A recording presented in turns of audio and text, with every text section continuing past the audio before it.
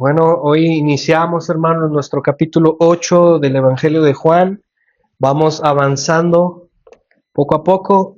Todavía nos queda varios capítulos para terminar, pero para mí, yo no sé ustedes, pero yo he disfrutado cada capítulo, cada predicación. Si tienen calor, podemos prender ese aire, si gustan.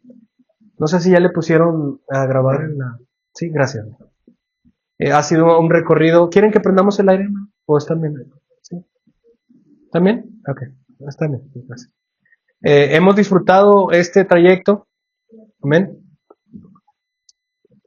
Como que sabe diferente una predicación expositiva, ¿no? Cuando vas pasaje por pasaje, porque a veces como que cuando agarran un pasaje y el domingo siguiente es otro, como que no hay continuidad y es diferente. Digo, es bonito también, pero sabe distinto una predicación expositiva, ¿verdad?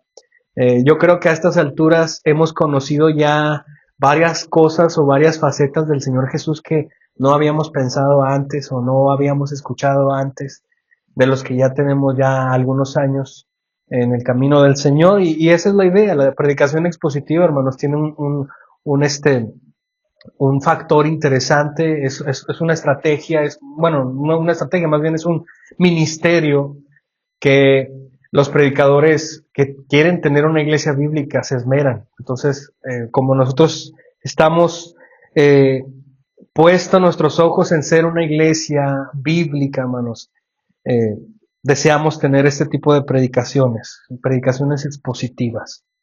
En el capítulo anterior, hermanos, al finalizar, el Señor Jesús conversa, ya ha estado conversando, ya ha estado predicándoles a los judíos, pero al finalizar en el capítulo 7 vemos cómo mandan los saduceos y los fariseos a policías para arrestar al Señor Jesús, pero ellos se quedan escuchando al Señor Jesús y deciden no hacerlo y regresar a los líderes, y ellos les dicen, ¿por qué no trajeron a Jesús? Y ellos dicen, es que jamás alguien había hablado como este hombre, no podemos arrestarlo, este hombre es impresionante, lo que dice, lo que hace, es algo impresionante que no podemos tomarlo a la ligera.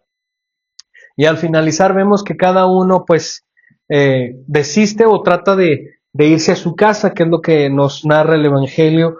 Y iniciamos en el capítulo 8 del versículo 1 adelante, que es el versículo 11. Vamos a estar allí en esta mañana. Y antes de adentrarme a estos versículos, solamente quiero hacer algunas anotaciones al pie de página, si es posible. Y quiero que nada más lo voy a dejar como una nota, no me voy a adentrar tanto a este tema que sí pudiéramos hablar mucho. Estos versículos que aparecen aquí, hermanos, de hecho, al finalizar el capítulo 7 y el versículo del 1 al 11, ha tenido a través de la historia un estudio distinto, porque los que conocen de la Biblia dicen y aseguran que este extracto no aparece en los originales.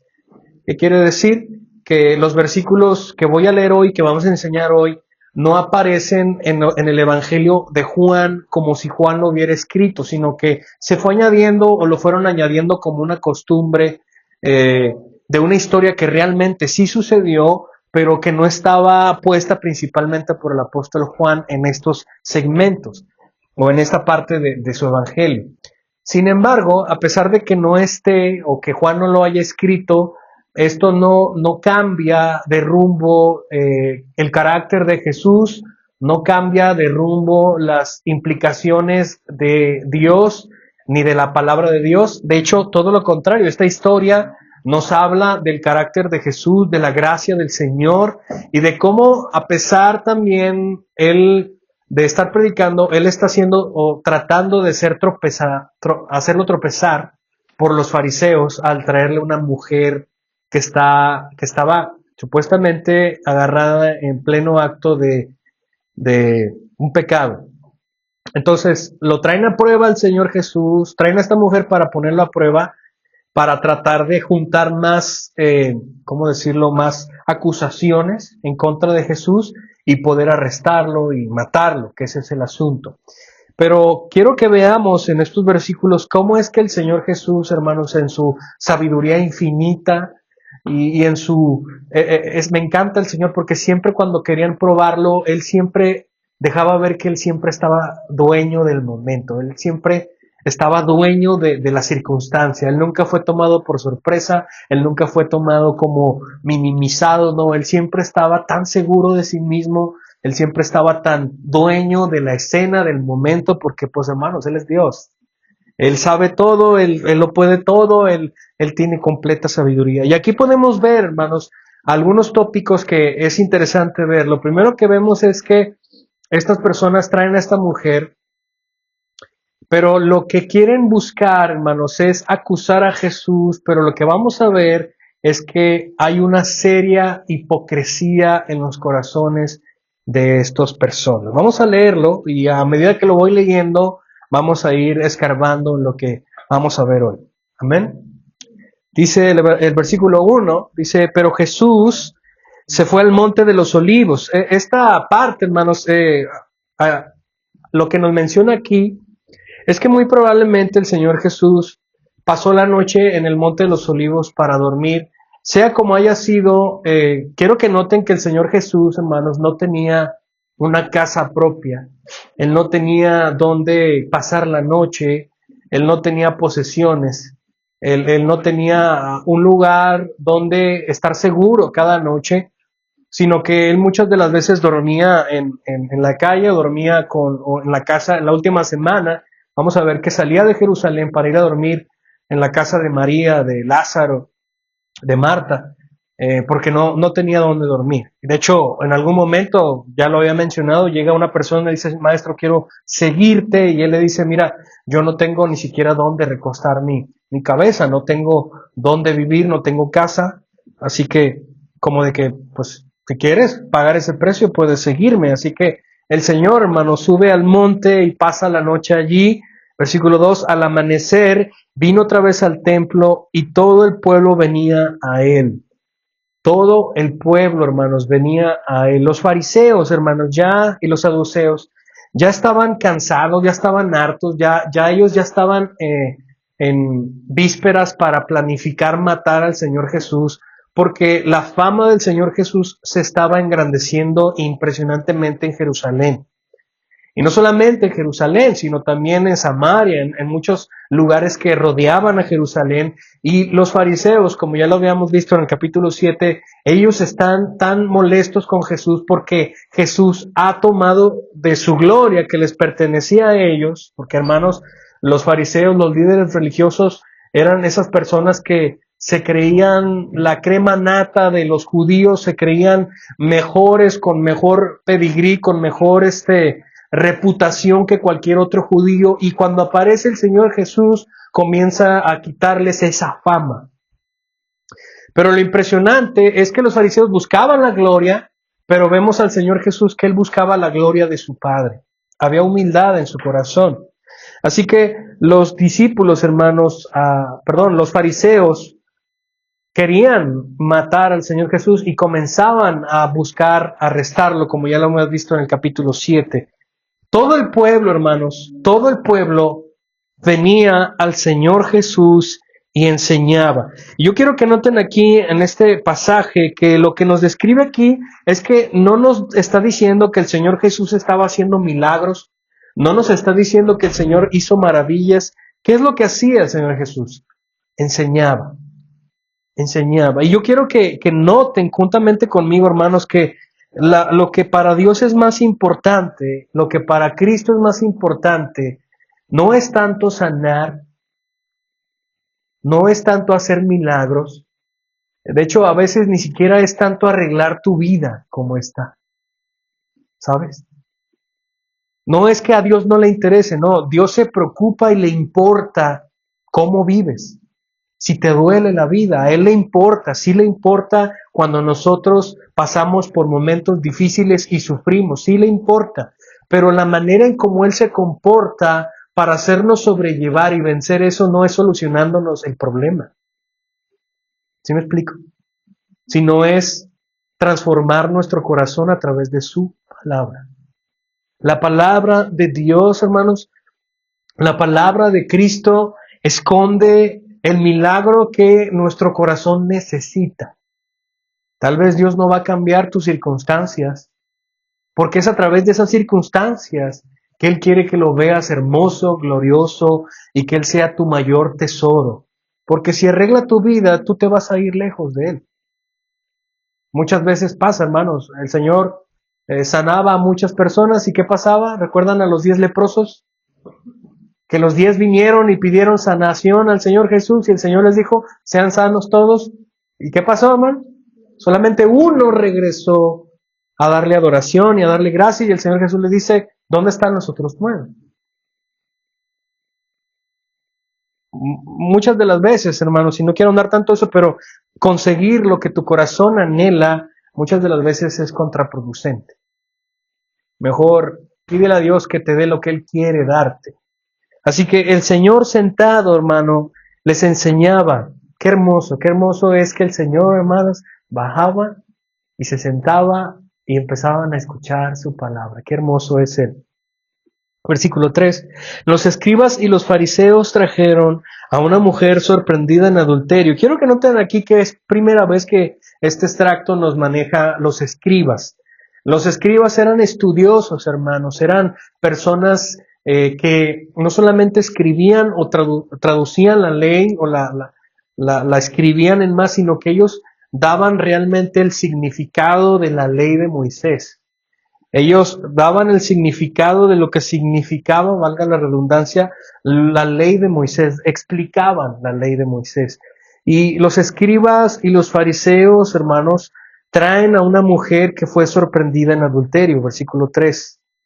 Fue sorprendida en adulterio. Ustedes conocen, hermanos, que el adulterio es un pecado sexual, es un pecado de pacto, en el sentido de que se fragmenta el pacto matrimonial.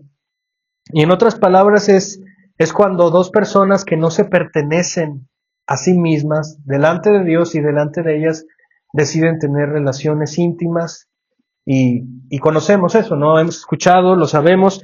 Así que estas personas traen a esta mujer, pero desde que nos empieza a hablar esta historia, están pasando aquí cosas extrañas. Y podemos preguntar, ¿por qué nada más a la mujer? ¿Por qué no trajeron al hombre? ¿Por qué solamente a la mujer? El Antiguo Testamento, de hecho Deuteronomio capítulo 13, decía la ley de Moisés que cuando alguien fuera sorprendido en adulterio, los que sorprendieron a esas personas debían apedrearlos, matarlos apedrearlos hasta que murieran, ¿sí? Entonces, eso es lo que dictaba la ley de Moisés y vemos inconsistencias aquí. Yo quiero que noten eso. Los escribas y fariseos sabían que debían traer a los dos y nada más traen a la mujer. Probablemente, hermanos, aquí está habiendo una inconsistencia, no tanto por la realidad, tal vez si esta mujer está claro, esta mujer que sí fue sorprendida, pero ¿y el hombre? ¿No suena raro? ¿Y el hombre? ¿Acaso no será alguien de ellos mismos o alguien conocido o qué será? ¿Qué estará pasando aquí, no? Porque no los traen a los dos, nada más a la mujer. Y traen a esta mujer que fue sorprendida adulterando con alguien que no era su esposo y poniéndola en medio. Noten eso, está todo el pueblo, toda la gente, el Señor Jesús predicando y enseñando e irrumpe en ese momento. Traen a esta mujer, hermanos, imagínense esa escena, yo creo que la traían de los cabellos, media vestida, golpeada, ¿sí? Y la tiran al piso, yo me imagino eso. La tiran al piso y comienzan a hablar los fariseos y los escribas diciendo, a ver, es lo que dice aquí más adelante, poniéndola en medio, versículo 4, dijeron a Jesús, maestro, noten cómo lo llaman rabí, maestro, esta mujer ha sido sorprendida en el acto mismo de adulterio. Y yo me pregunto, ¿cómo se dieron cuenta de eso? O sea, ¿qué estaban esperando? ¿La estaban vigilando? ¿Pusieron cámaras, hermanos, ahí como Big Brother? ¿Cómo? O sea, estaban ahí indagando. Bueno, lo que vemos aquí, hermanos, es que hay un corazón de parte de los fariseos y escribas en hacer tropezar al Señor Jesús. En sí, yo quiero que noten esto, en sí lo que ellos buscan no es esta mujer. No es lo que está pasando. Claro, esta mujer ha adulterado y merece un castigo, ¿sí? Pero a ellos no les interesa tanto eso. Lo que les interesa es ver que se equivoque el Señor Jesús para poder echarlo, para poder arrestarlo. ¿Sí ven eso, hermano? ¿Cómo es que los fariseos, los que se supone que se encargaban de explicar lo que es verdad y correcto, están dispuestos a negociar con la verdad y la justicia para matar a alguien que es inocente, para matar a alguien que es perfecto y que les cae tan gordo su perfección que no saben qué hacer más que matarlo? Es grave eso. Así que ellos le dicen, la ley de Moisés nos ordenó apedrear a esta mujer, a esta clase de mujer. Tú pues, ¿qué dices?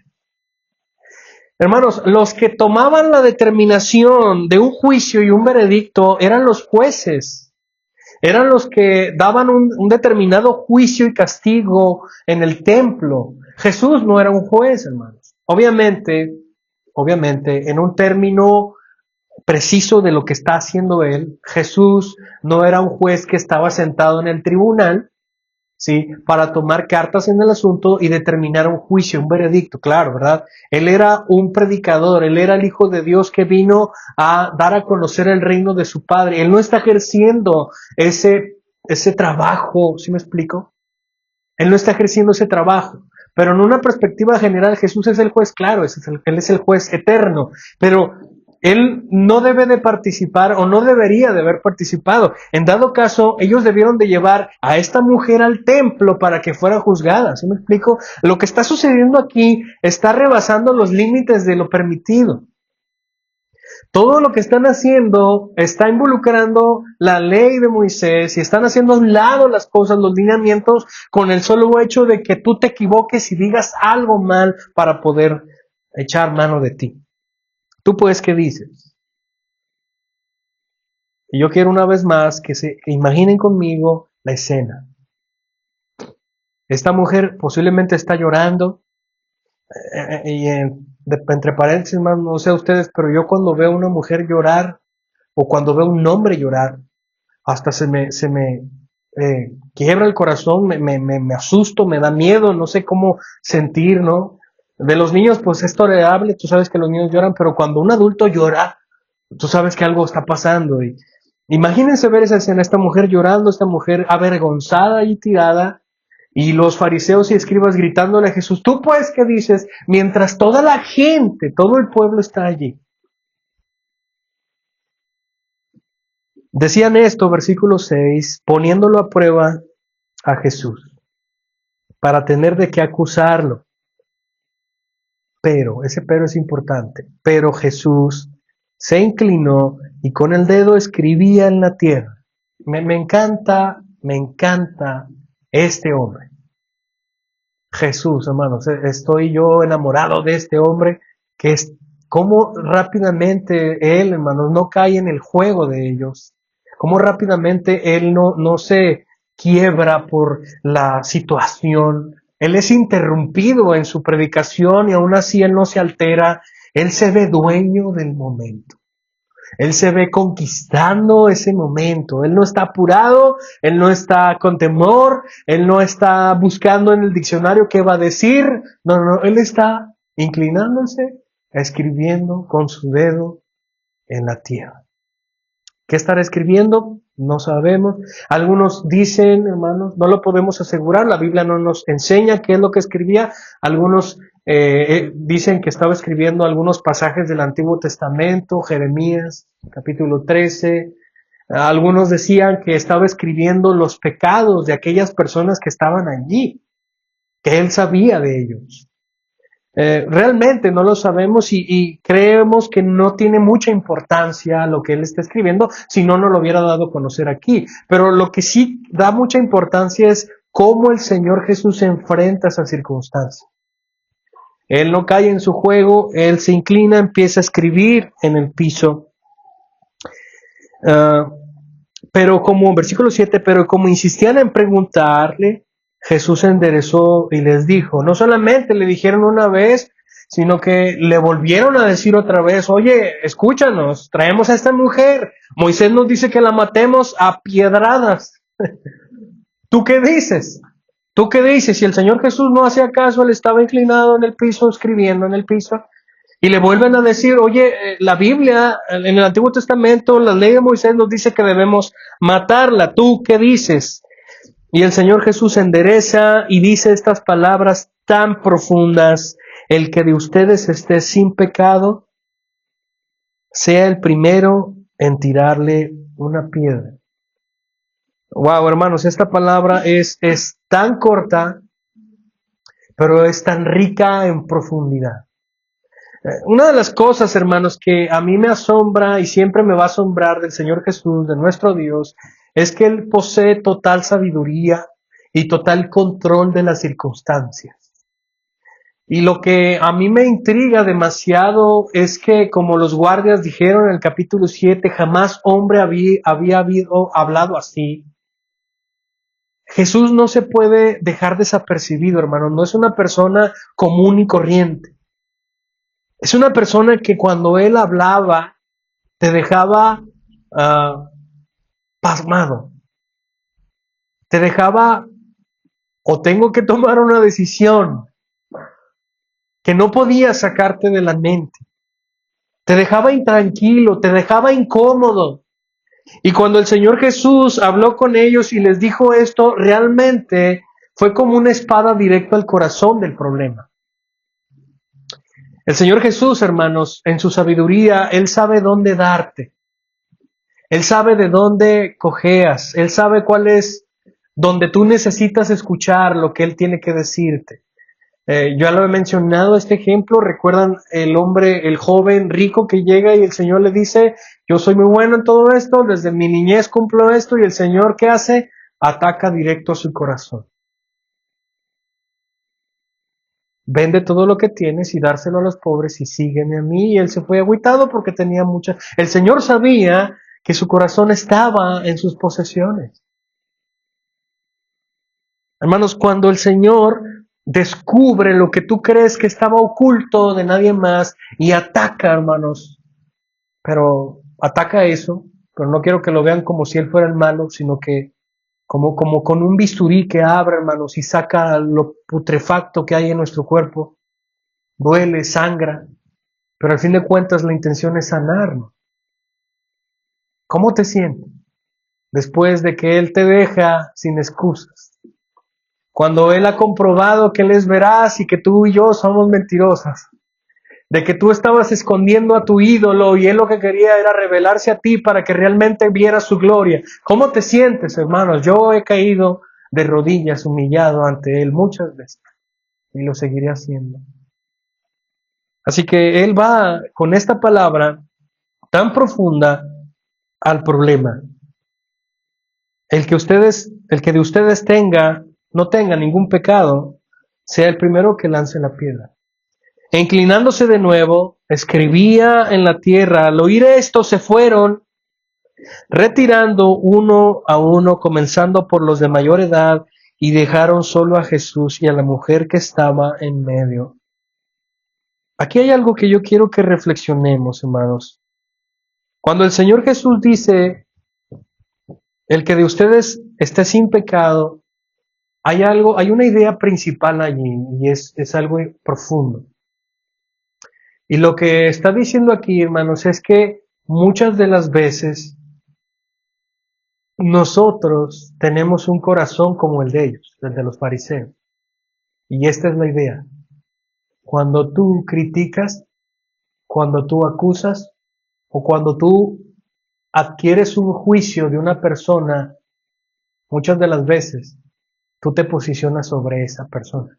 En otras palabras, tú crees ser mejor que ella. ¿Cuántos hemos hecho eso? Cuando nosotros criticamos a alguien, hermano, detrás de todas esas palabras que decimos, nosotros creemos ser mejores con ellas. Es que yo no soy como ella, yo soy mejor. Cuando nosotros buscamos brillar y buscar nuestra gloria, yo viste, lo que me compré es decir, yo soy mejor que tú. Es que mis hijos no son así. Eso yo le he dicho. Eso, hermanos, es muchas de las veces en nuestro corazón diciendo, es que yo soy mejor que tú. Ese corazón egoísta, hermanos, que todos nosotros lo tenemos, Muchas de las veces en lo que decimos, en nuestras intenciones, al platicar, al hablar, al hacer cosas, detrás de todo eso está rociado, está bañado de esta actitud de que, de creer que somos mejor que los demás, de creer que nosotros no pasamos por esos pecados, de creernos muy moralistas, de que yo no me junto con ellos porque yo no puedo juntarme con ellos. Hay muchos cristianos, hermanos, que crecieron con un evangelio muy incompleto y que comenzaron a cosechar una idea del cristianismo en el cual yo solamente me junto con mi grupito que sea cristiano, pero con los que no sean cristianos yo no me junto porque me contamino. Entonces tú te crees ser mejor que ellos. La palabra de Dios, hermano, no nos llama a eso. La palabra de Dios nos llama a salir y a ser amigos de ellos. Y escuchen esa frase, a ser amigos de ellos. No mis amigos de mí, mío, no. Yo soy tu amigo. Yo voy a brindarte mi amistad a ti. Yo de ti no espero amistad. Eso es distinto. El cristiano verdadero debe de ir a relacionarse allá afuera y brindar amistad, brindar cristianismo, brindar gracia, sin esperar que ellos hagan algo por ti, porque ellos no pueden darte.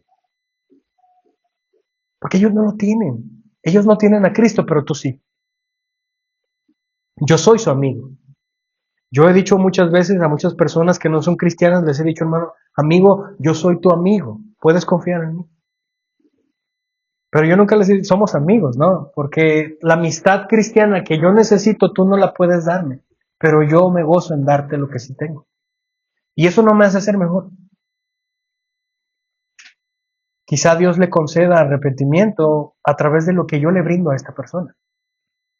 El ser mejores, hermanos, el creernos ser mejores que ellos. Noten cómo los fariseos traen a esta mujer, hermanos, cuando los fariseos tenían mujeres a granel y se acostaban con muchas mujeres y cuando ellos lo deseaban les daban ni siquiera carta de divorcio y las hacían a un lado y ellas ya no podían casarse porque legalmente no tenían carta de divorcio, así que por cualquier cosa se divorciaban. Ellos vivían así, hermano. Desechaban a las mujeres, tenían en poco a las mujeres. Y no solamente a las mujeres, sino a todos. A los fariseos tenían una autoestima demasiado inflada por algo tan pequeño. Así que ellos ni siquiera se daban cuenta que ellos a lo mejor, aunque para Dios todo es pecado, ellos estaban todavía peor que esta mujer. Así que, inclinándose de nuevo, versículo 8, escribía en la tierra al oír esto. Esto fue lo único que dijo el Señor a estas personas. Fue lo único que dijo y puso en jaque a todos. Al oír esto, estas personas se fueron retirando de uno a uno, comenzando por el mayor edad, y dejaron solo a Jesús y a la mujer que estaban en medio. Hermanos, ellos vinieron al conocimiento, ellos vinieron a la reflexión de que si yo lanzo una piedra, entonces no soy pecador. Entonces se rompería toda la coherencia del por qué ellos hacen sacrificios. Una vez, hermanos, al año, el sumo sacerdote tenía que hacer un sacrificio para él, aparte de todos los que hacía. Para él, para limpiarse y poder entrar al lugar santísimo. Eso declara que el sumo sacerdote era un vil pecador también. Los fariseos también hacían, hermanos, ritos sacrificiales para perdón de sus pecados, para lavarse. ¿Por qué? Porque también son pecadores. Y si ellos lanzaban la piedra, hermanos, entonces todo el sistema religioso que ellos practicaban se iba a derrumbar. Así que el Señor Jesús, hermanos, con esta declaración los dejó entre la espada y la pared. No podían hacer otra cosa más que irse. ¿Qué tan sabio es Él, verdad? ¿Qué tan sabio es Él? Hermano, dama y caballero que nos visitan. Yo quiero preguntarte algo, no me contestes, pero ¿tú crees que eres pecador?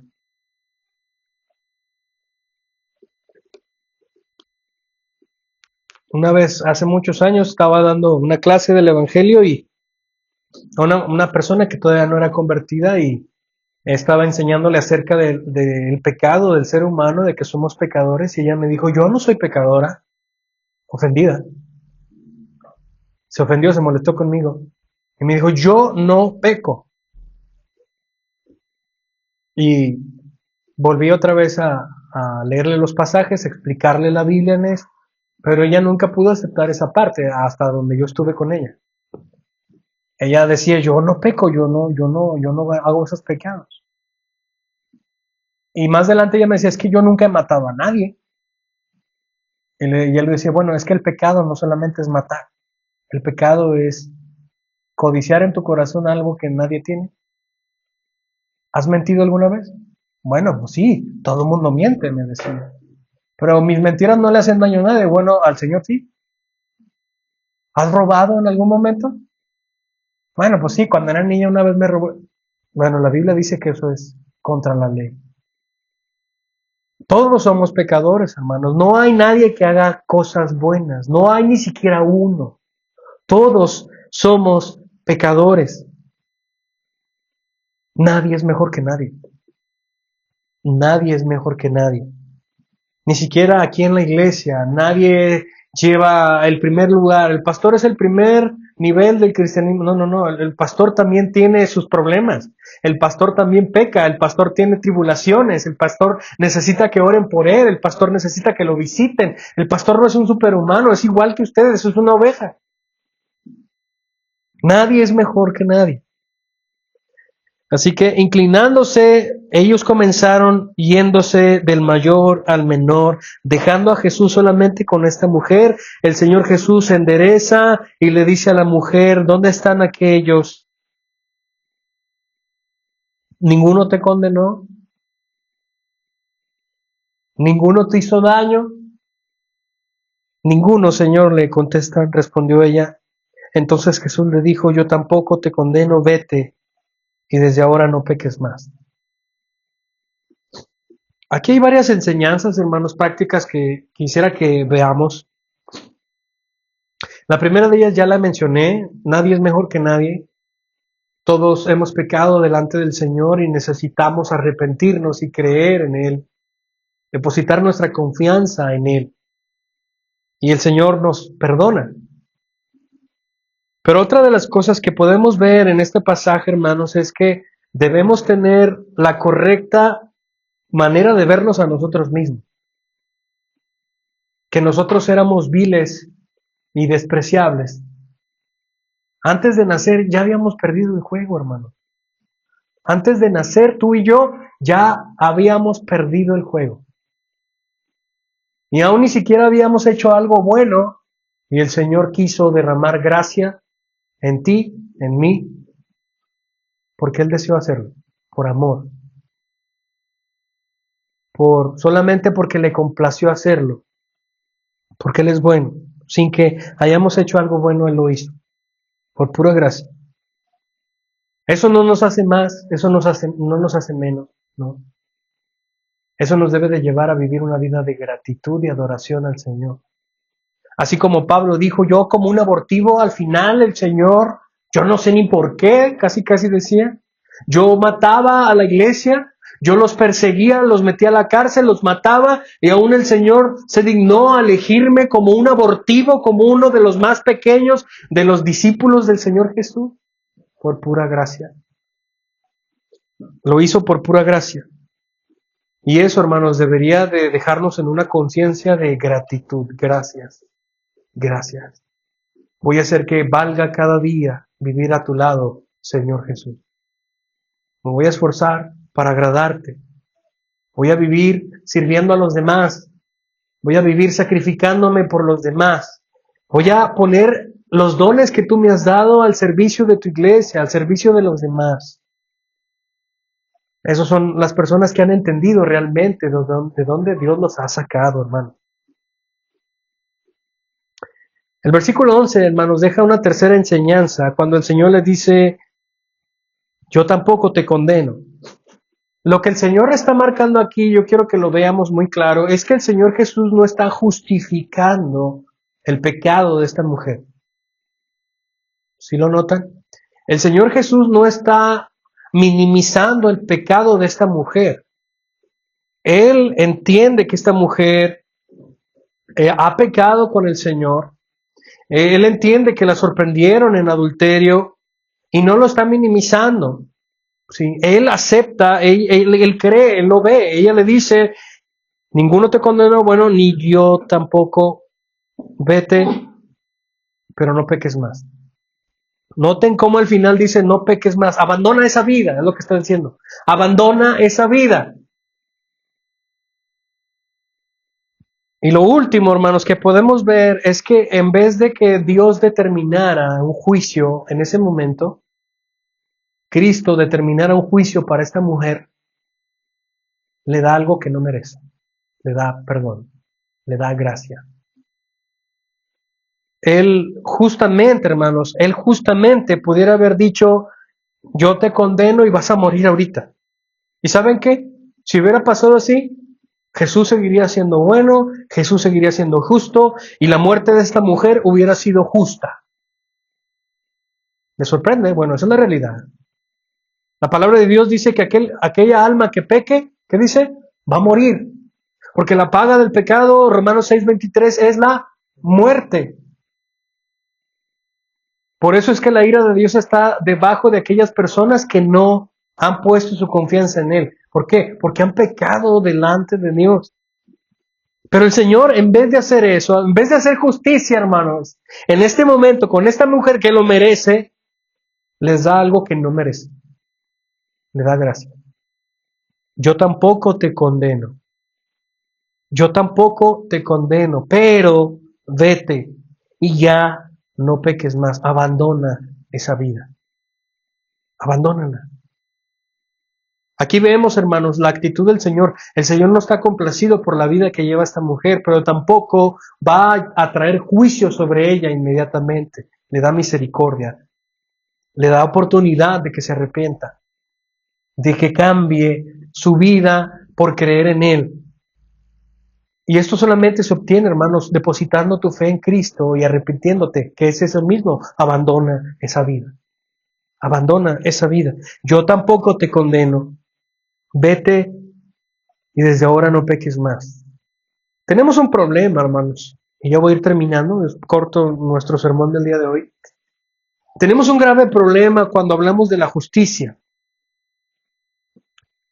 Todos quieren, hermanos, los regalos de Dios, pero nadie quiere compadecer delante de Él. Todos quieren que Dios les ayude, pero nadie quiere hacer lo que Dios quiere que hagamos. Qué padre, ¿no? Todo el mundo reclama sus derechos, pero nadie quiere sujetar sus responsabilidades. Muchas de las veces la gente ve a Dios como como el que frotas la lámpara y sale el genio de la lámpara y una persona a quien puede cumplir tus sueños y tus deseos, hermanos. Dios no es eso. Dios no es buena onda tampoco, Dios no es chévere, no, Dios es Dios. Y debemos tener sumo respeto y reverencia ante su palabra y ante lo quién es Él. Así que cuando el Señor, hermanos, le dice eso, yo no te condeno, hermanos, quiero que analicemos y reflexionemos esto. Ella merecía juicio, igual que tú y que yo, ¿verdad? Pero decidió darle gracia. Así que cuando el Señor, hermanos, salva a alguien, debemos tener esta actitud. Muchas de las veces he escuchado una pregunta que dice, bueno, ¿por qué Dios no salva a todos? ¿Por qué unos sí y a los otros no? ¿Por qué no los salvó? Yo me preguntaría otra pregunta que yo creo que es mejor. Mi pregunta es, ¿por qué salva a alguien? ¿Por qué? Bueno, él no tiene que hacerlo. ¿Quieres justicia? Bueno, a todos nos envía al infierno. Eso es justicia. A todos nos lleva al infierno. Eso es justicia. Pero el Señor decide dar gracia. ¿Por qué lo hace? No sé. No sé. La gracia, hermanos, es tan incomprendida. La gracia es antinormal.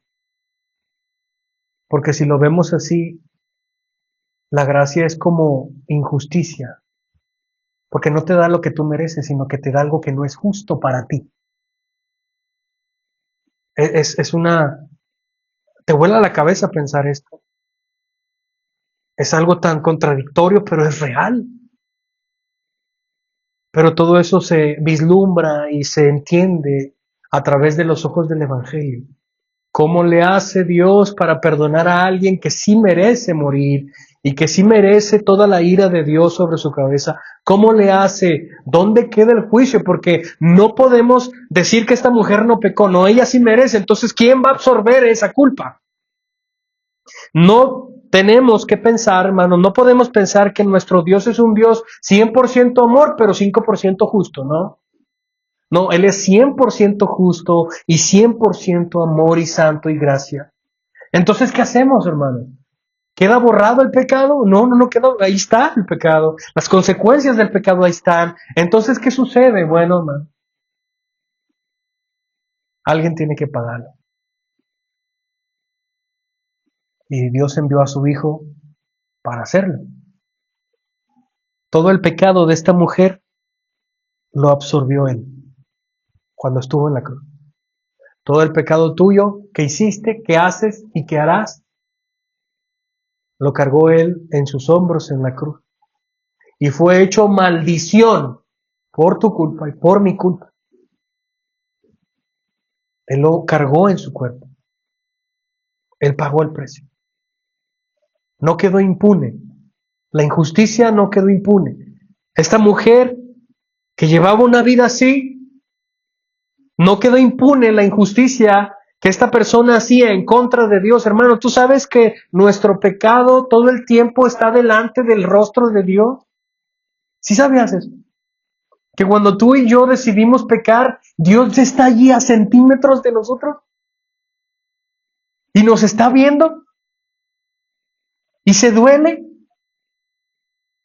cuando lo hacemos. Cuando decimos amar más nuestro pecado que a Él está allí a un lado, como un marido que ama tanto a su esposa, que a pesar de que su esposa se fornica y adultera con otros, Él está allí, sabiéndolo. Eso tú y yo lo hacemos todo el tiempo, hermano. Pecamos en contra de nuestro amado Señor, porque somos pecadores, porque esa es nuestra naturaleza caída y peleamos en contra de eso. Pero al final de cuentas caemos. Pero este hombre sigue estando ahí a un lado. Y le he dado miles de razones de que se vaya y sigue estando allí. Porque su amor es incansable. Porque su gracia es incansable. Él no se ha aburrido de mí. Yo creo que mi esposa está más aburrida de mí, hermano. Y eso que mi esposa no conoce mis pensamientos y el Señor sí. Y Él ha decidido quedarse contigo, conmigo, por pura gracia. Pero ¿quién va a absorber? ¿Quién absorbió nuestra maldad? Lo hizo Él. Él absorbió, Él cargó con nuestra maldad, hermanos, para pagar lo que tú y yo no podíamos pagar. Dale gracias a Él. Dale gracias a Él que te ha salvado, que no te condenó, que te dio gracia. Pero nos recuerda, abandona esa vida. Abandónala. Si hoy estás aquí sin Cristo, si tú no te has rendido al señorío de Cristo, abandona tu vida. Cree en Él y arrepiéntete. Abandona tu vida y ven a Él en arrepentimiento y fe. Es muy sencillo, no necesitas clases de nada. Si tú has creído que lo que yo predico es real, si este Jesús es real, si este Jesús es verdadero, bueno, pon tu confianza. Así como cuando vas al doctor que no conoces y que te va a dar una receta y que te la vas a tomar porque confías. Bueno, yo te estoy enseñando a este Dios verdadero. Conócelo y ahora pon tu confianza en Él. Y ya lo demás, Él te va a ayudar para hacerlo.